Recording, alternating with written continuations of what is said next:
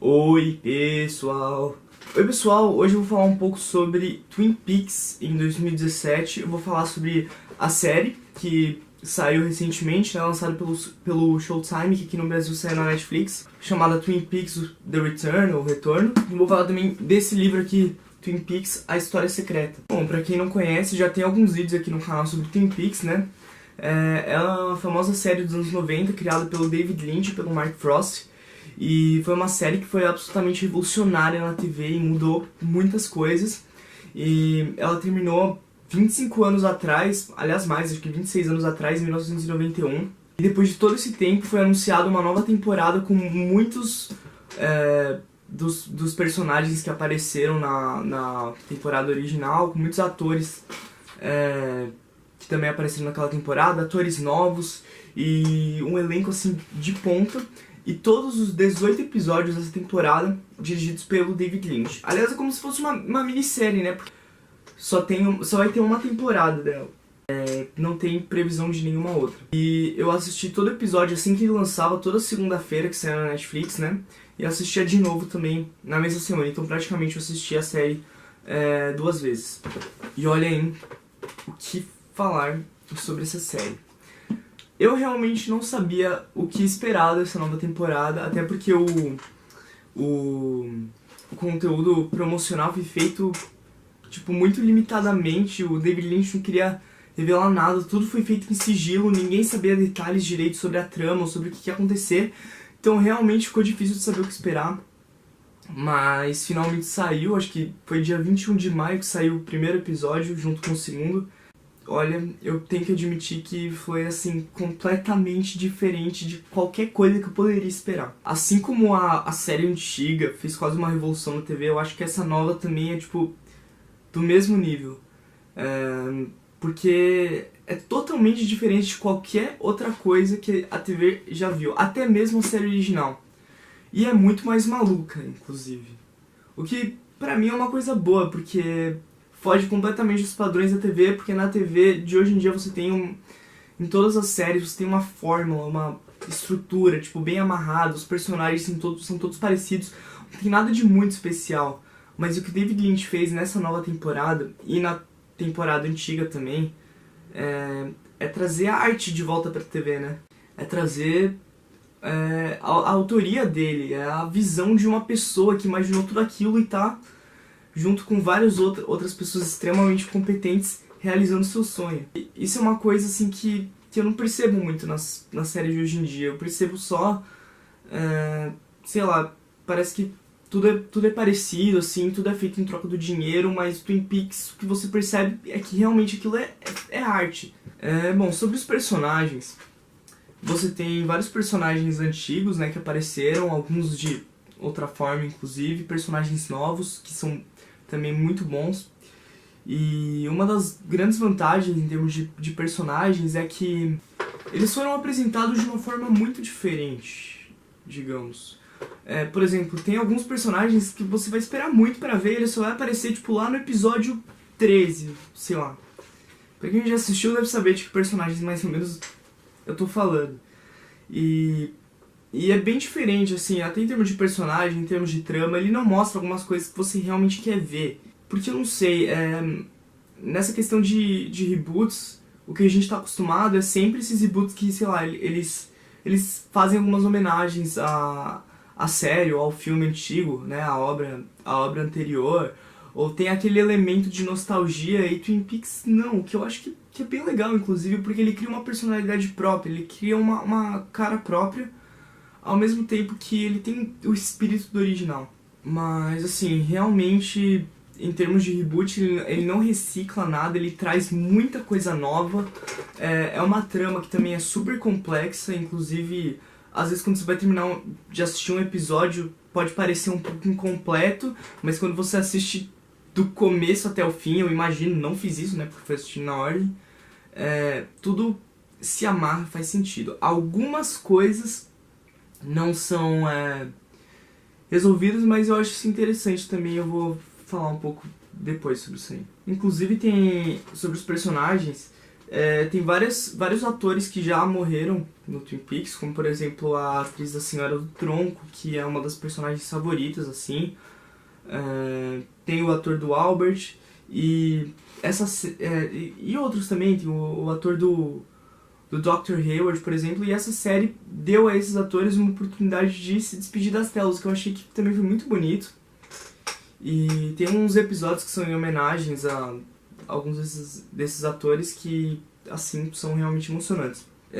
Tem que destacar, claro, a atuação do Kyle MacLachlan, né, o personagem principal, que interpreta, digamos, uns 3 ou 4 personagens diferentes durante a série. E olha, ele tá incrível e ele consegue criar uma personalidade para cada um dos personagens que ele interpreta, o que, assim, é incrível.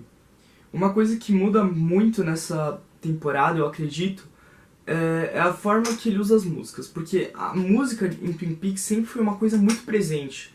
Inclusive, se você assistir a série original, fica muito difícil você imaginar ela sem a trilha sonora. E no caso, nessa nova temporada não tem muito a trilha sonora mesmo, mas no final de cada episódio tem uma música de algum artista convidado, de alguma banda, que assim, é sempre relacionado um pouco ao episódio. E as músicas são todas incríveis, assim, quando for lançado, com certeza eu vou comprar o CD com a trilha sonora, né, com cada uma dessas músicas.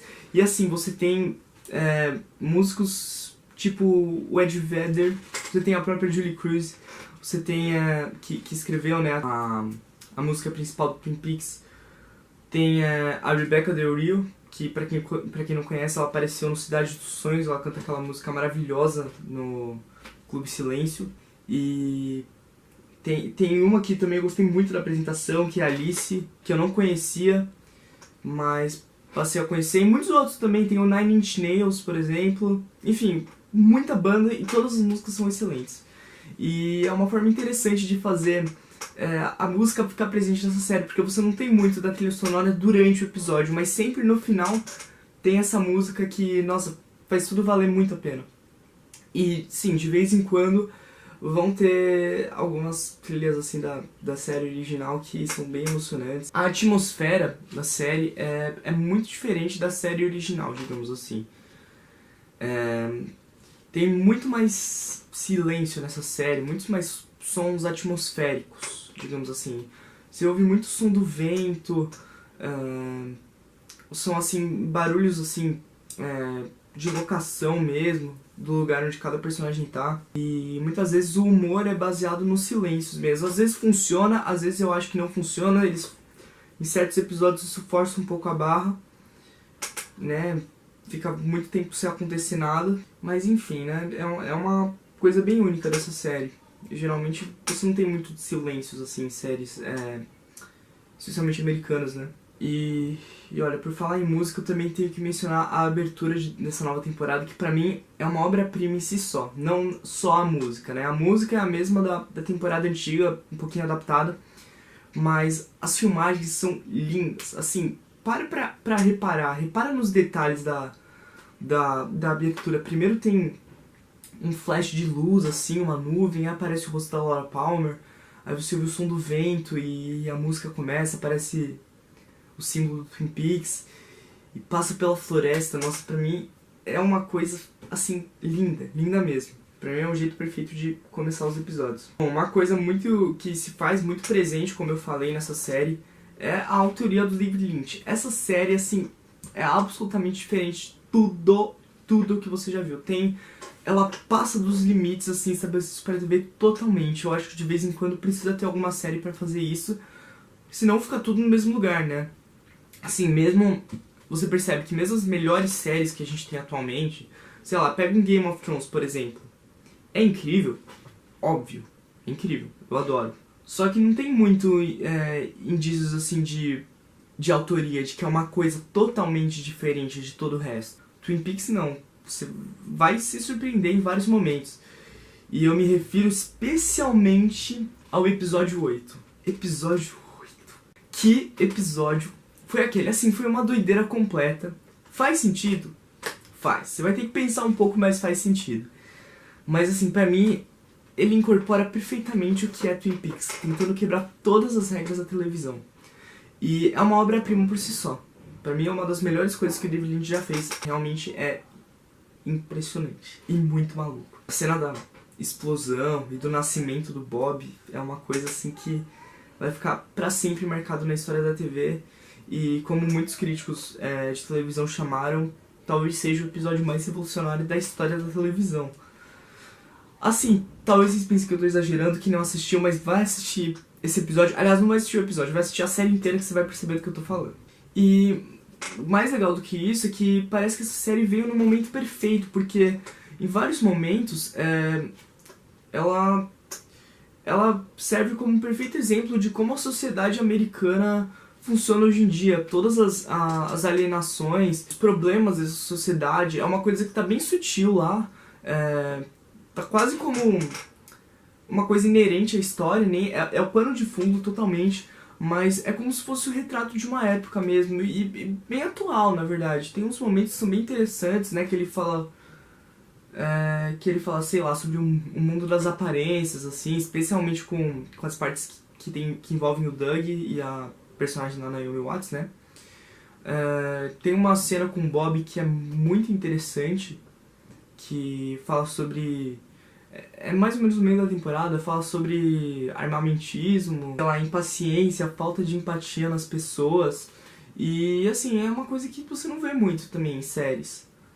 E Twin Peaks, na verdade, não quer mostrar isso como uma coisa principal, mas você percebe que tá intrínseco na história, sabe? E é muito legal, é como se fosse um retrato mesmo de uma época e a série parecer mais verossímil, cada vez mais verossímil. E realmente parece que é um filme que é dividido em 18 partes. Mas mesmo assim, eu acho que a televisão foi o meio perfeito para contar essa história, não só pela alteração que fez, né, pela quase revolução que fez na televisão, como também que óbvio que seria inviável contar essa história no cinema e enfim, é interessante usar a televisão para contar uma história tão diferente.